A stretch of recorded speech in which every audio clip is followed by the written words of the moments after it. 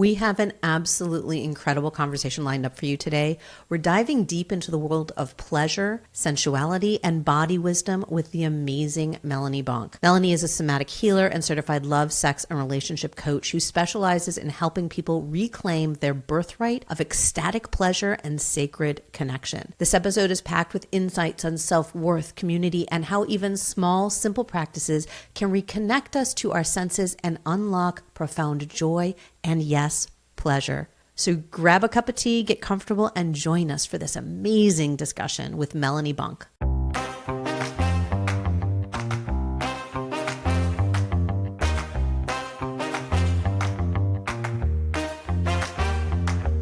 Hi there. Welcome to the Empowered and Embodied Show. I'm Kim Romaine. And I'm Louise Neal. We're two transformational coaches who are also fellow travelers on the path of growth and self-discovery. And we're inviting you along for the ride. That's right. We're right here in the trenches with you, navigating the ups and downs of life. And each week we'll be sharing our own experiences, bringing you conversations with amazing guests, and exploring insights and strategies that have helped us find more clarity, confidence, and ease in our lives. And trust us, we do not have it all figured out. We're learning and growing right alongside you. So if you're ready to rise above the chaos, doubt, and confusion that sometimes life throws our way, and step into a more empowered and embodied version of yourself, then you're in the right place. Let's get started.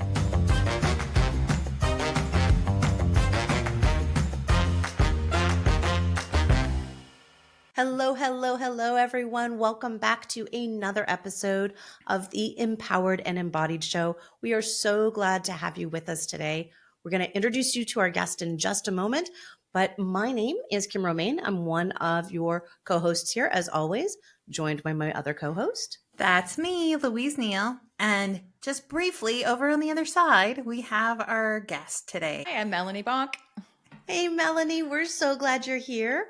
I want to start off this conversation how we start off every week. What are we celebrating? Melanie, you go. What are you celebrating? You had this that was a big energy from Louise. She was like, I don't know. It's not like you don't know this question is coming, my love. I know.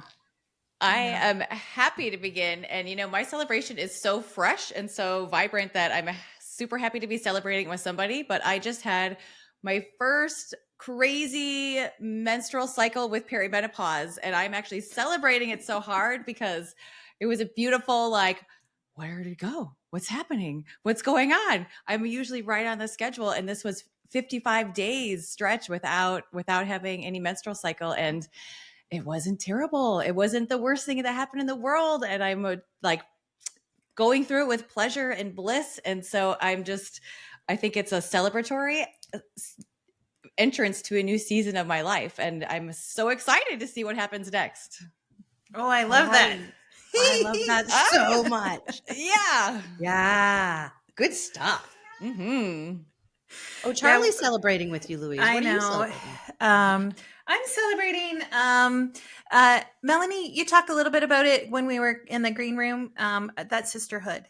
I'm celebrating sisterhood. I'm celebrating folks who can come together however briefly or however long and really just support and love one another just for the pure fact of supporting and loving one another. There's no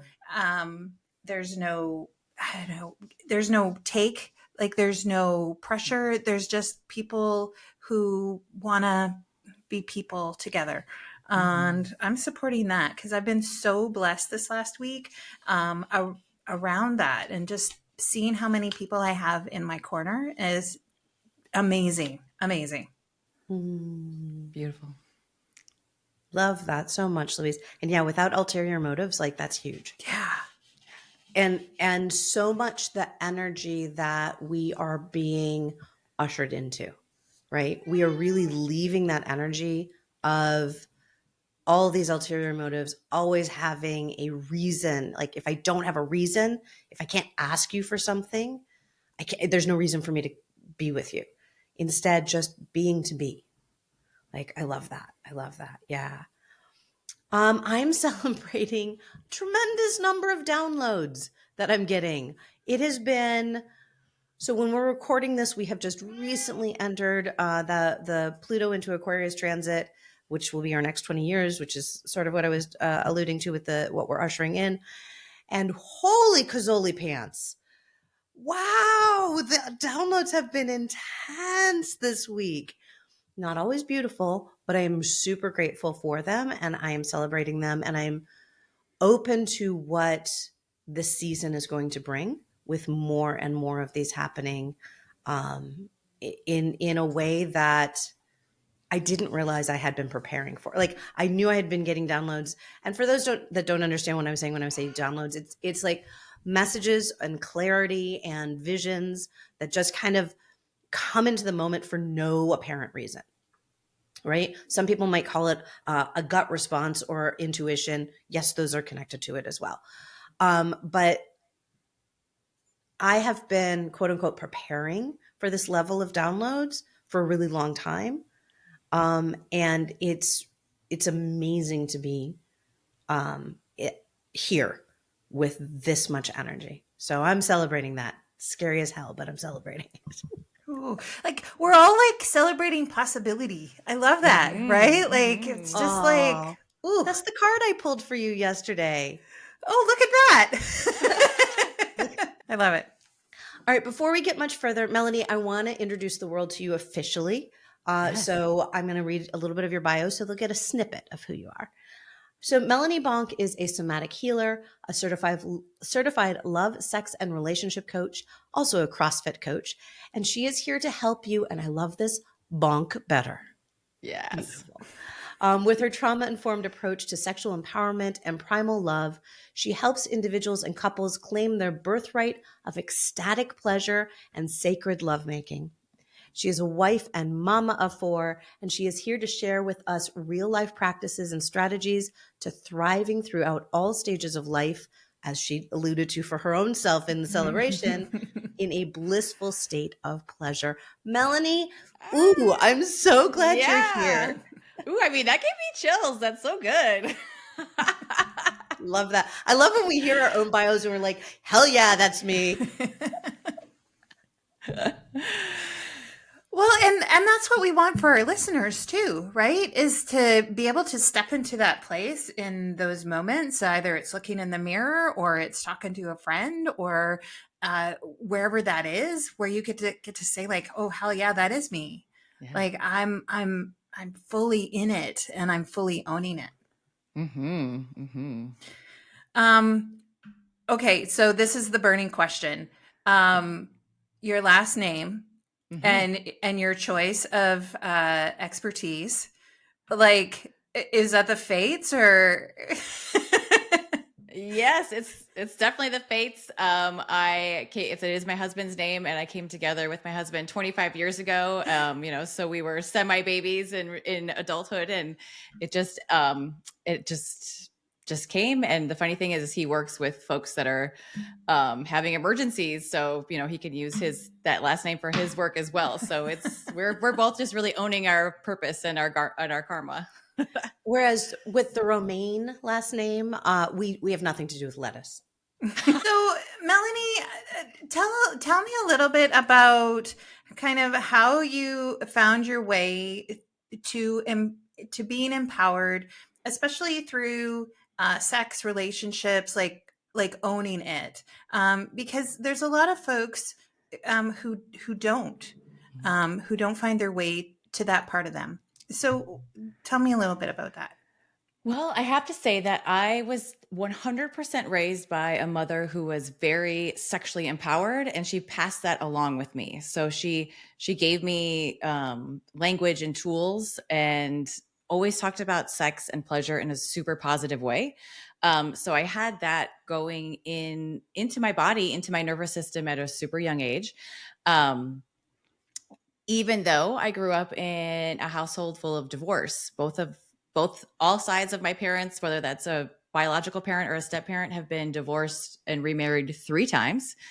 So when I did come together with my partner, when it was clear that this was like a full body, full soul, full spirit connection, I really dove into creating a relationship that was in that positive empowerment kind of standpoint, and also a relationship that we had the tools. So we started gaining the tools. I started diving into what it took to actually make a couple last, because I knew, especially if we had kids, I really, really, really didn't want to do that to my family unit, what happened to me as a kid. So it was kind of like a reclamation and a deep ownership of the fact that we were both carrying our own trauma into our partnerships. We were both carrying wildly unintegrated little children into our relationship. And, it wasn't until 2 decades of working together, of creating this partnership where we could both individually heal and up level, but then we could also do that together as a couple. And I really became like the go-to person for my friends and family for advice about sex, about relationships. And I started actually going into it. Then I did some training. I'm a Vita certified love, sex, and relationship coach. Right now I'm actually in a somatic trauma healing certification and gaining tools to actually hold space on such a deeper level for folks, individuals, and couples to explore the realms of sacred sexuality, explore the realms of magic and pleasure and bliss that we all carry. We're all born with these beautiful bodies that are intelligently designed for pleasure, and we are born worthy and so primed for a blissful existence. And then everything from society, from family trauma, from abuse start to dampen what is naturally ours, what is our birthright. So it's a insane privilege to be able to hold space for people in this environment and help like unleash and unlock pussy magic on all kinds of level, unleash and unlock like sacred masculinity, unleash and unlock like just this divine energy that we carry. And it's inside all of us. It's not for like some special people. It's every single one of us has this power, has this amount of energy that we can create, and just like have that be a compass and a guide of our life. And it's so rooted and connected to the planet. And so I love it. So Melanie, I too have some somatic training, trauma healing, stress release techniques, all of that. Going through the training, it was fascinating to me because I would watch the other participants as well as, have my own process. But it was brought up by several participants that I had noticed were holding back in the training. And they said, it feels too sexual. Mm. And what's so fascinating when I even watch my own clients is that connection to our body, right? The minute we start to move it, we start to touch it, we give ourselves compassion and love, our brain goes to, but this has to be sexual. And then we have our stories around sexuality, right? Who we are sexually, what does sex mean to, like this whole thing, all the narratives, versus being in that place that you were just talking about, that place of bliss and pleasure, which may or may not lead to a place of sex. Like it may, sure, could, but it could also just be a different form of expression. And I'm curious with those that you've worked with, and even in your own process, like so much of the story that we carry around, or stories, because there's many, right?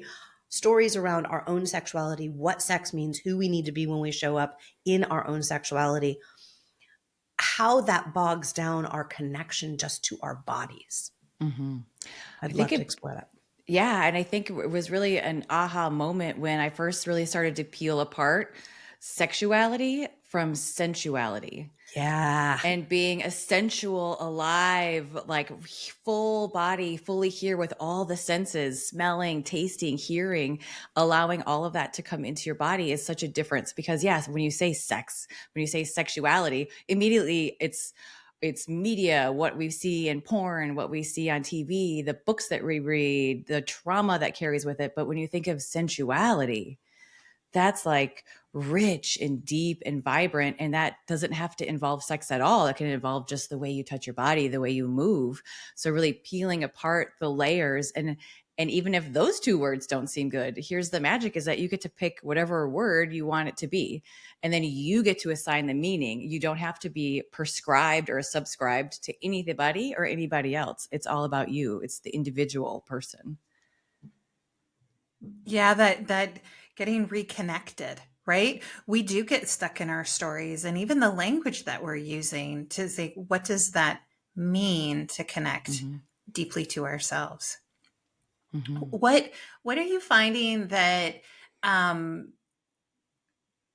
that really prevents someone from like deeply understanding their bodies? Like, what's coming up for you when you're working with your clients or working with people around like what prevents us from doing that?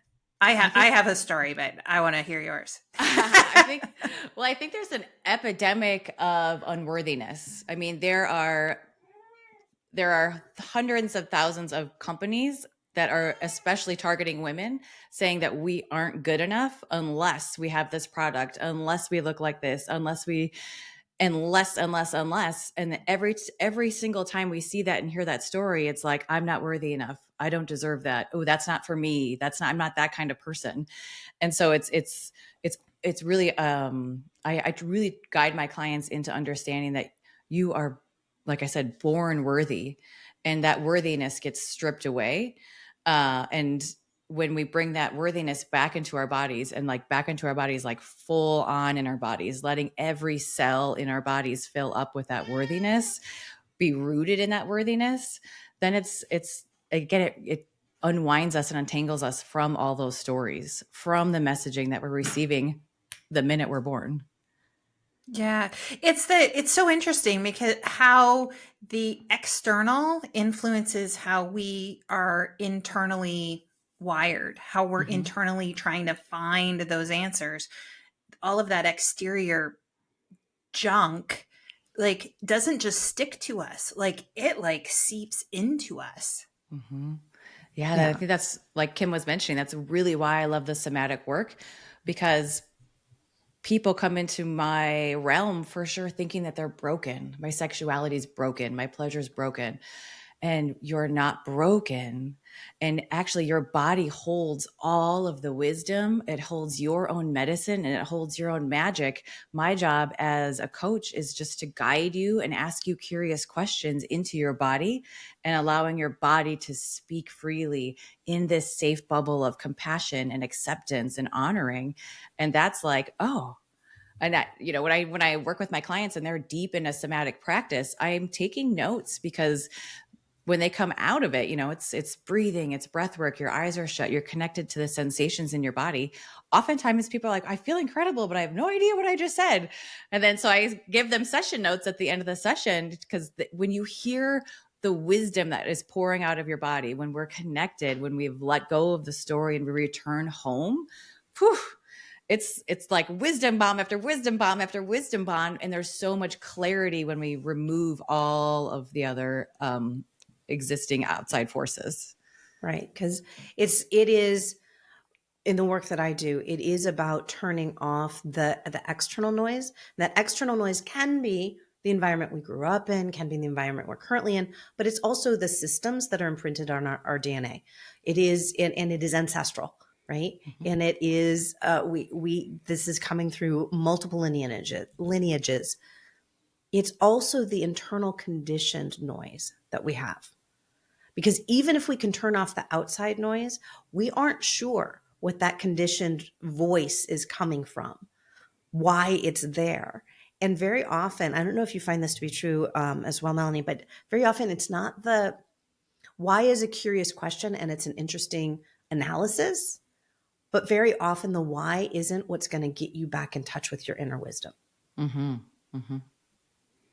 Yeah. The why just gives us something to chew on for a while. Yeah. Tell me more. I'm curious. Like, tell me more about that. Do you want to speak to this, or do you want me to? I think you go for it. Yeah. Okay. You're doing great. Yeah. So this idea of why, and again, it's not a futile attempt at anything. It's when we get stuck in the why, because the why allows our mind, our cognition, to give meaning, right? What the brain is there to do, to give meaning to how we're showing up. right? To saying it's difficult for me to connect with my body. It's difficult for me to connect with my spouse, to feel comfortable being naked in front of somebody, or to touch myself in a certain way. Whatever that story is, right? That's the narrative. Why do I feel that way? Oh, well, because when I was 12, my mom took a picture of me and suggested that if I changed my body shape this way, I'd be more attractive. Yeah, that could fuck somebody up. It certainly did me, right? That said, that understanding that doesn't change my relationship with my body. That just gives me an understanding of the meaning of the reasoning why I am the way I am.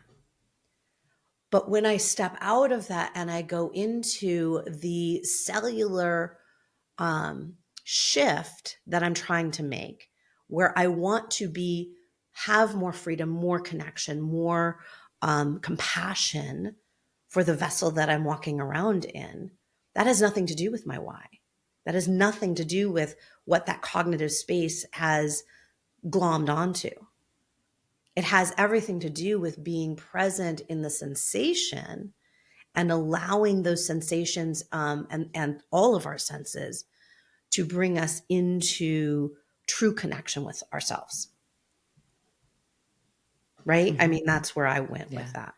Yeah. And when you pull back and you can witness that, when you can become the experiencer or the actual witness of these thoughts, then you're conscious of that. Then you're conscious of like the programming that's running in your brain, the why, the what if, all that programming. And at that point, you get to make a choice. Yeah. At that point, you get to say, oh, I could keep subscribing to this, or I can shift. And that's, I think, the true moment of empowerment is when you become conscious of that, and then you get to make a choice. It's like wagon wheels that are on a track. Like think of the Oregon Trail, and those ruts and those roots are so hard. And it takes a lot of effort to get out. But once you become conscious of the fact that I'm in these wagon wheels, I'm in this programming. Wow, I'm conscious, and now I get to make a choice. And that's the empowerment. That's the really juicy part. And what I feel like is like, that's where I get, make a choice. What are you going to do? And that doesn't come from that conditioning, internal or external conditioning. That comes from self, the wisdom of the self, and the willingness to experiment. Yeah, because we don't know what it's going to be like outside of those ruts. That sounds easier said than done. Is that true?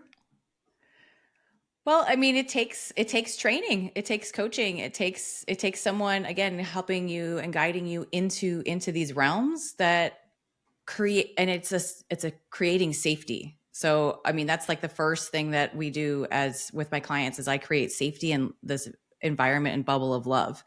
Because if you feel safe to start to pull that wagon out of the tracks, if you feel safe enough to know that if it goes off, you can always correct. But it's that level of safety where embedded in most of our, at least women's body, is the fact that if we are too out of those tracks, too out of the programming, we're going to die. We're going to have physical harm to our body. So it's also connecting to the somatic feeling of I'm safe. I'm safe to be who I am 100% authentically. And luckily, we can say that where we are living in this time, in this moment, that we are safe to not be taken out on the street and made an example of in front of other people, because that's that ancestral lineage of being a bold, empowered woman. Although the three of us on this screen are not, others are likely facing that issue. Absolutely. Yes.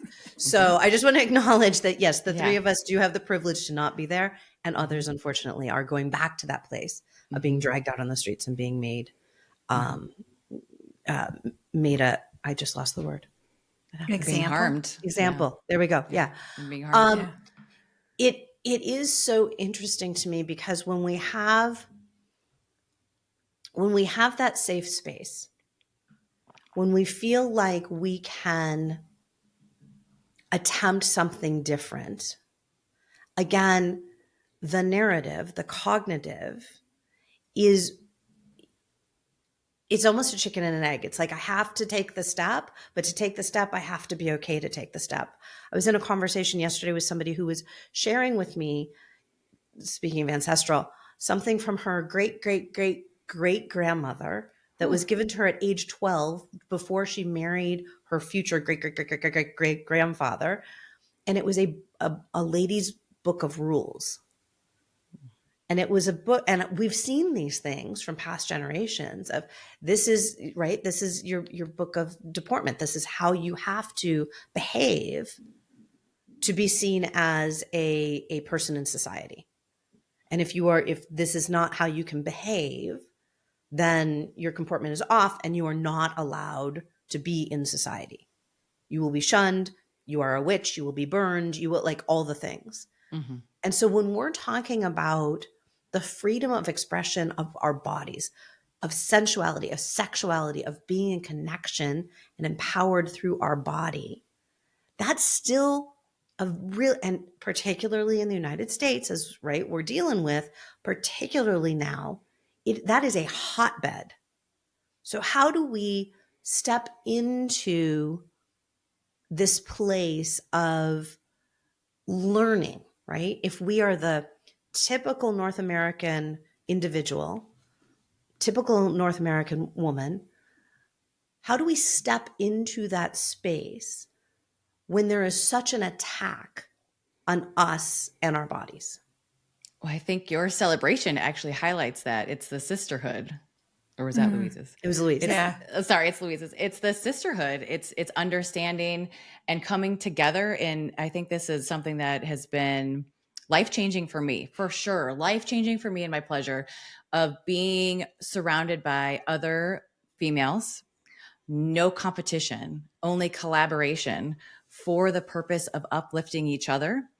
And in my realm, where we're unlocking pleasure, where we're connecting to our womb space and the powers of our yonis, when we do that actually with each other in circle, and we remove the masculine, we remove the performance, we remove all of the stories, and we are actually raw and authentic with our bodies, with our pleasure in front of each other, it's an absolute game changer. And there is a beautiful story of thousands and thousands of years ago. These pussy priestesses, I'm just going to align myself with them, would travel from village to village, and we would hold ritual space together.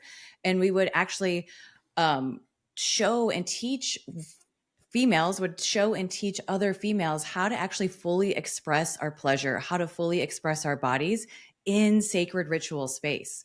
And so that's one of the things that I love doing most, and that's holding group spaces so that we can connect. So we can first say, wow, this is my fear. I'm feeling unworthy. This is what I'm doing. And then, oh, you feel that too? Mm-hmm. You guys you both feel the same thing? Oh my gosh, I'm not alone. Okay, there is instant community, instant sisterhood. And then when we're moving, when we're dancing, one of my favorite practices to do is to actually like strip in front of each other, like to funky music, and it's so loud, and it's just women cheering women on. There is just this, you see women just coming out of their shell, honoring their body exactly for what it looks like right now. Not like if I need to lose 10 pounds or I need to do this or I need to do that. It's like right now, radically owning and accepting your femininity, your body, I call them warrior marks. I don't call them stretch marks. Your stretch marks, your warrior marks. And that power of sisterhood and community is so different. And it's absolutely like different planet almost of when we're together with masculine energy.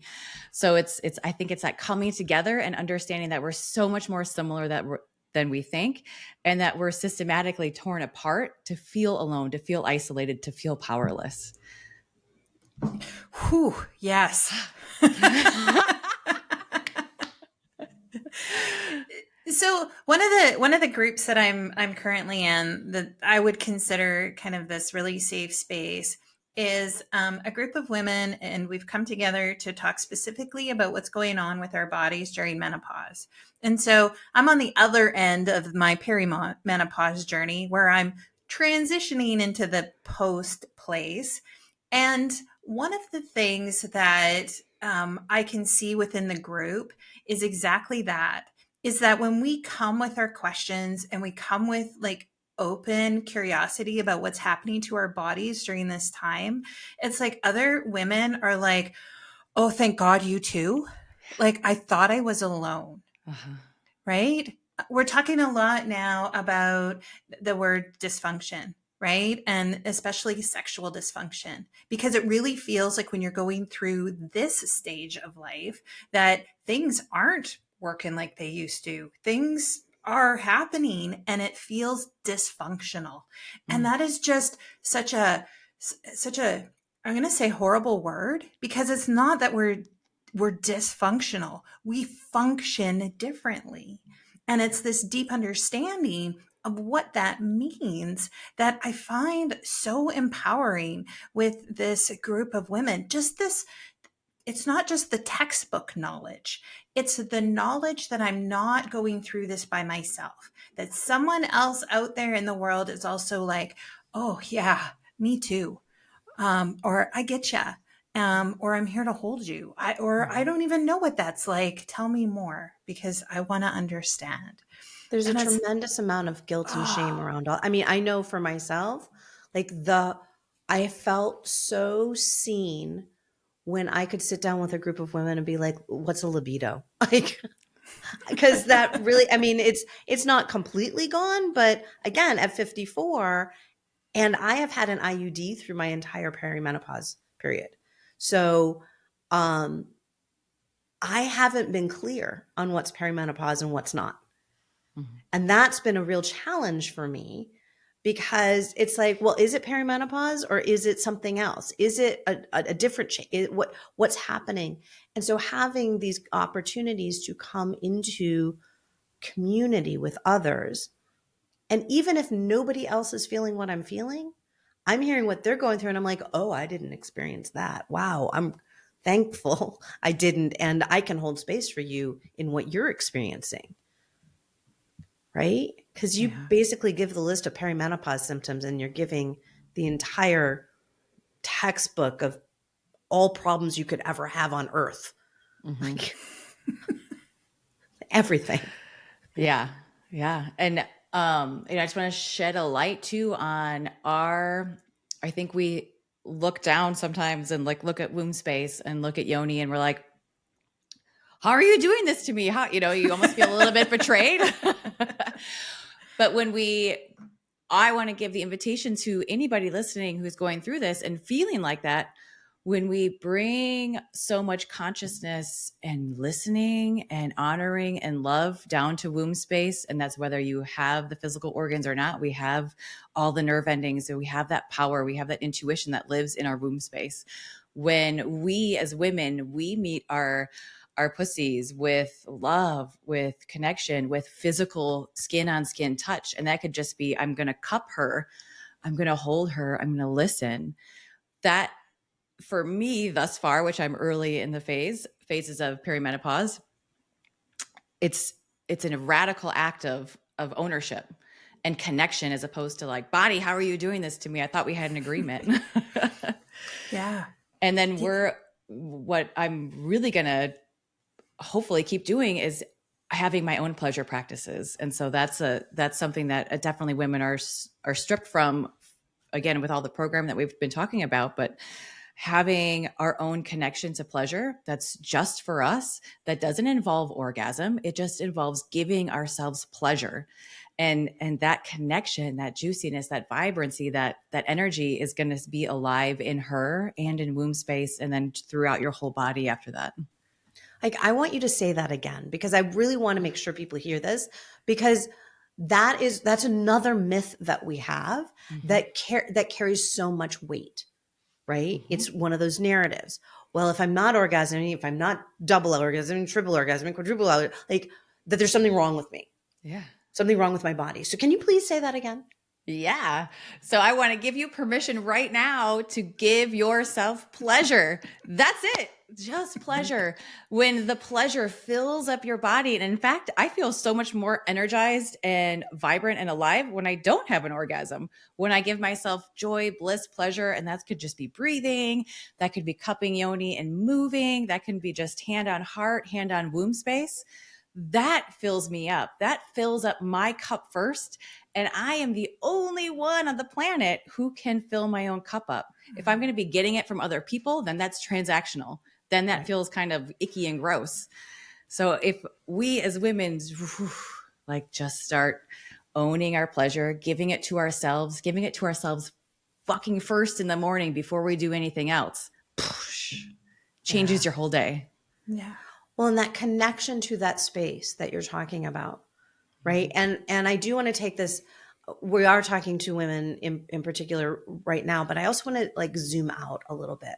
So for all of us, whether or not, you said whether or not we have a womb, and the reality is whatever body you're in, wherever you are on the spectrum of human bodies, allowing ourselves to tap into that sacral space, which is the space in a woman's body where there is a womb at some point, to allow ourselves to tap into that sacral energy is exactly like when I first started going through this awakening process, which I don't even know like why I started it at that point, but I did.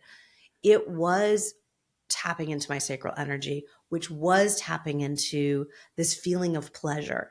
And I remember just this like rocking and feeling everything just building in my body. And it had nothing, it was not sexual, but it was sensual. I was feeling the buildup in my body. And then I got a chance to do that in community where I birthed myself. We had a woman who was doing singing bowls. There was 20 women. Actually, it was not all women. There were a couple of men in there as well. We were all laying on the floor, and we were imagining ourselves, impregnating ourselves with ourselves, and then giving birth to ourselves. And so, like writhing on the floor, crying out as we're birthing ourselves in a room of 20 people was it was like the craziest thing. And at the same time, it was like that connection is what I imagine you are getting in the groups that you're running as well, because it's like there's a vulnerability, there's a strength, there's a opening that allows us to step into our power, our wisdom, our knowing on a level that we just don't get just day to day. Mm-hmm. You're not going to get the YMCA. No. Oh my gosh. You're not going to get this in any Tai Chi class either. Like yoga, this doesn't exist. Yeah. Yeah. Yeah. And it's really, it's also allowing yourself to be completely primal and so Yes. raw. Like that primal, I love the word primal love, because when you love yourself on that full spectrum, when you're screaming and yelling and on the floor and sweaty, and that's what we're meant to be. That's like actually our animalistic instincts. And it's so shut down and repressed by the ladies in corsets and where it's a return to who we actually are. And it's so magical, so powerful. It's our primal language, right? It's our primary language. Because when we're born, right, we don't have words. We have our body to express. Mm-hmm. And that is, even as we grow, it's still our primary language, but it's the language that we've tamped down. Yeah. Think about when we're kids, when we're young, and even what we'd probably tell, I know I said it to my boys, oh, stop having a tantrum and rolling around on the floor. You're acting like a crazy person. No, they're fully expressing their body in a beautiful, healthy way, just because we as a society have deemed that like you're out of control. That's not true. Like if we just really allowed ourselves to do that, like when's the last time you had a tantrum and rolled around the floor because life isn't going your way? We should. At least once a week, just like blah, yelling and screaming and like owning it. And then afterwards you're like, whoa, talk about a cathartic experience. Yeah. I've been doing a lot of rage coaching these days. Yes. Which has been fun. Seeing the shift for people, it's like, I can't do that. And I'm like, sure you can. Yeah. Yeah. Just you and I, we're right here. Yep. All of my clients go through that. Yes. Yep. Yes. And then they're like, that felt so incredible. I've never done that before. And it's like, yeah. You don't have to go to a rage room either. Like you can do this in your own house. Pillows. That's all you need. Pillows are awesome. Yeah. Oh, it's so good.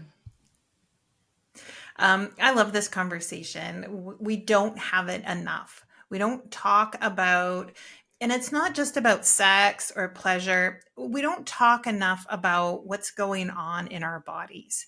We don't talk enough about like how to be okay. That's not even the right word. Like, but how to, I don't even know what the word is, but how to be okay with our language our bodies have. To be, maybe it's acceptance. Like, I don't know what the word is, but it's it's something more, right? It's more than what we're talking about. It's truly embracing the totality of who we are. Yeah, and I think that when you start to allow that, when you're unleashing and you're just getting super big with your emotions, big with your energy, big with your um, voice, especially our voices, that's what then we can really start listening and hearing our intuition and our magic and our wisdom on such a deeper level. So it's like, wow, once you start acknowledging that this body is carrying its own emotions, its own rage, its own stress, its own anger, and all of it is divine, then that unlocks that, like, oh, my gut feeling, that's wisdom, that's intuition. Be listening to that. That's your body giving you so much information, and almost always they're right. Well, it's right for you. I Yeah, mean, I it's right think for that you. that's the other thing, right? Mhm. We very often will say, well, I can't trust myself. Right? I hear that all the time. You probably do as well. And Louise, I know you hear it from your clients too. Like, I can't trust myself. Well, you've taught yourself not to trust yourself because you're not really listening. And it is hard at first when we start working in this way to know whether it's our divine wisdom speaking to us or if it's a conditioned voice speaking to us, if it's a response or reaction to something that has happened in our lifetime or not. It is hard to parse that out. That's where the connection with the body, I think, is so helpful because Mhm. our body doesn't lie to us. Our body is giving us, that's why it's so important to be in connection with that primary language and really spend time understanding what that primary language is. Because you may feel anxious, worried, overwhelmed, stressed, rageful. And that's covering up something that is underneath it that you're not trained, you haven't trained yourself to hear. So how do we start to do that? How do we start to connect with our bodies in just the small, because right, these things that we're talking about, they're glorious, absolutely freaking glorious. And again, for somebody who is just like, whoo, I don't know that I could do that. Like, Melanie, what is one small thing that somebody can do to start to connect with their body? Oh, just quiet. Just quiet. We are, I mean, so screen addicted, and thank you for being on the screen with us right now. But it's putting the phones down, it's turning the TV off. It's just having quiet moments. And it takes practice. So the first time you're going to sit and be quiet with yourself, your mind's going to be so loud. Your mind's going to just like make up all this other noise because you've turned down all the other volumes. And so it's just being there and accepting, okay, right now my mind's busy and it is quiet. Can I tune into the sensation of breathing?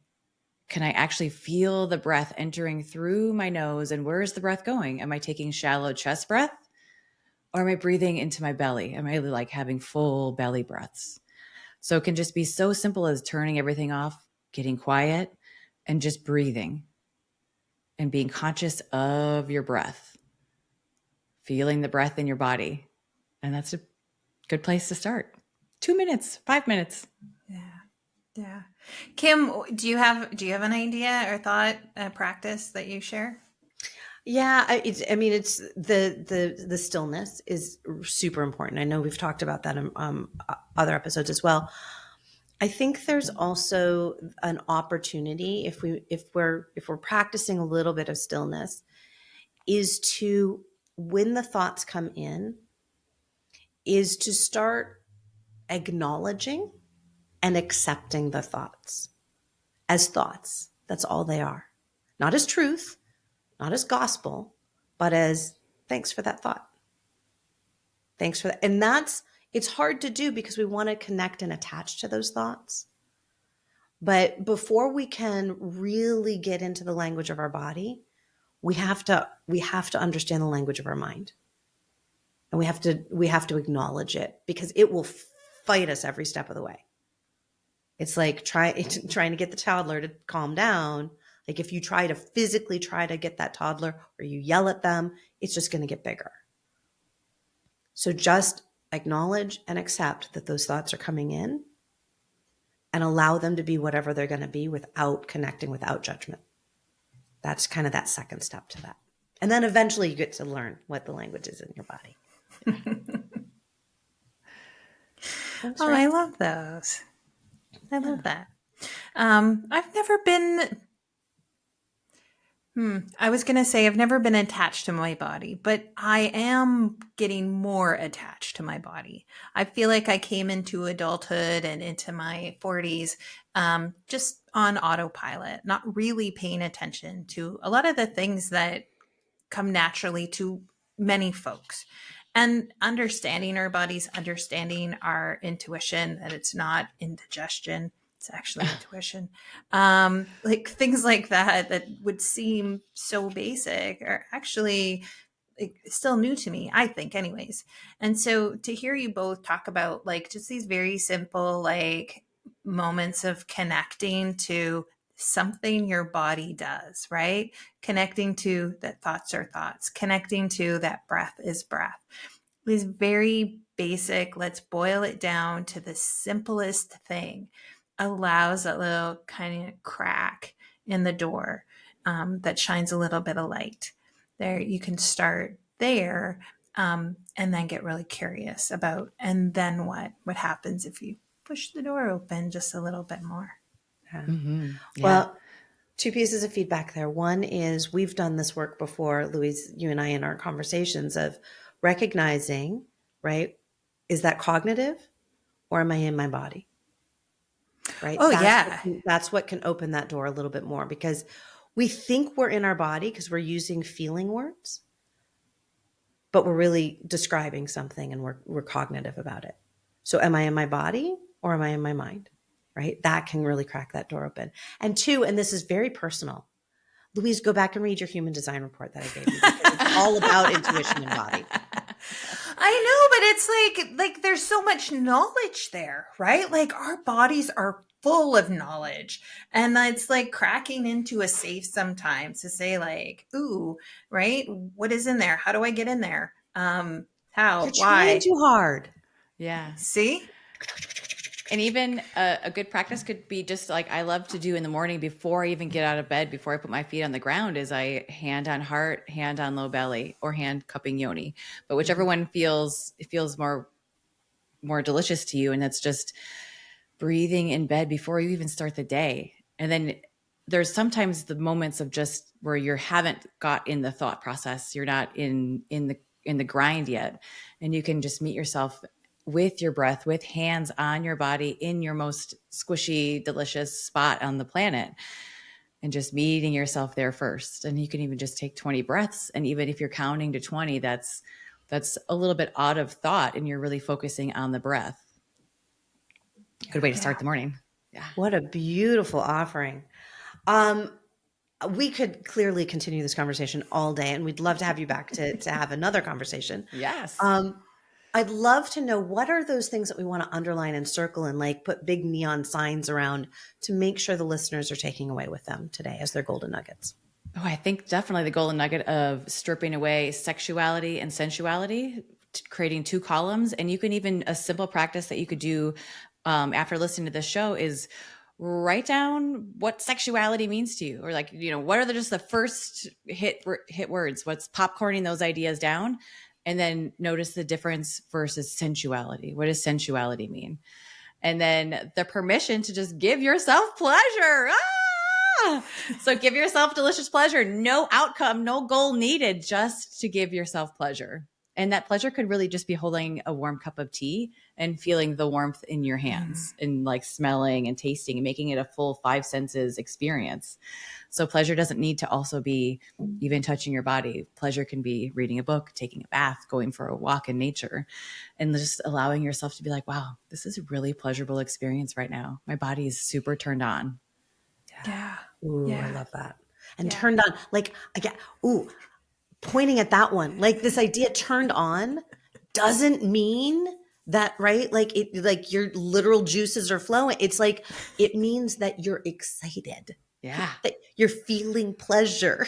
Alive. You're alive. Yeah. Louise, how about you?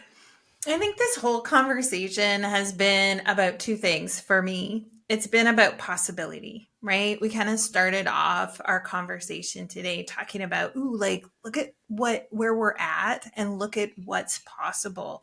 And I feel like our conversation has been about like, explore what's possible for yourself. And guess what? You have permission to do so. The 3 of us right now are giving that to you if you need it. Just take it as a gift and explore what is possible and pleasurable, whatever that means to you. I just love that. Yeah. I think I want to go back to kind of where we were towards the end of the conversation and say, make it simple, right? You're going to hear people like Melanie, like myself, like Louise, we're going to share our experiences. And if you don't feel ready for those yet, it's okay. It's okay. As Melanie shared, it's the simple things that can allow yourself to turn on, literally light up your body so that you can start connecting more with those. And that's what I want people to hear, is that, yeah, you can go full on into Melanie's group strip things and or have this writhing, birthing thing that I went through. All fantastic things to do. And if that feels really scary, that's okay. Start small, start slow, start with yourself and with what lights up your senses. Yeah. So, good stuff. So good. Melanie, tell people where they can find you, what you have coming up in the world, all that good stuff. Excellent. Yes. My website is melaniebonk.com, MELANIEBONK.com. My Instagram is @bonkbetter, because I am here to help you bonk better. And if you would give me a follow, that'd be amazing, because I'm 1000% shadow banned for saying words like vulva, orgasm, all now shadow banned on the Instagram. So I would love a follow.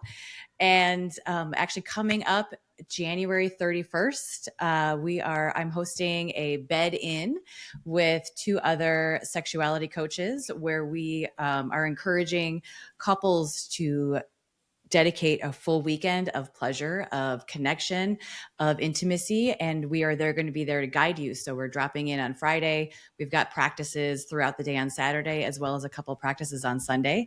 So if you have the availability and you maybe have a babysitter and or Pixar, Disney Plus, you can join us. And it's I'm sure the link will be in the show notes, and it's only $69. So for $69, you can even just show up for 2 practices and still get your money's worth out of it. Beautiful. Oh, fun. Melanie, thank you so much for just being like, I don't know, empowered and embodied today. It's like both those words got smashed together, and you were just such a delight to talk to.